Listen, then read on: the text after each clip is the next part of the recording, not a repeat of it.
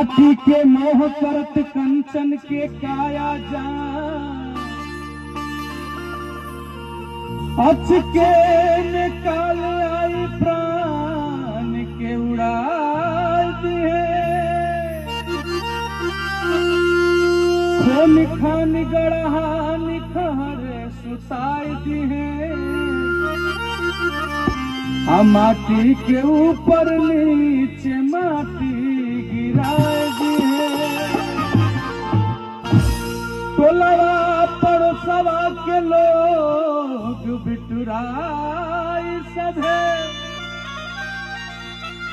इंसान के लिहाज तनिकलोर ढरकार दिए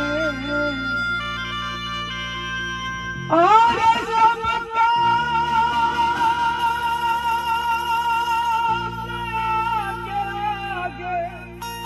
बेटा गवर के 5 बेर घूम मुहे आगी लगा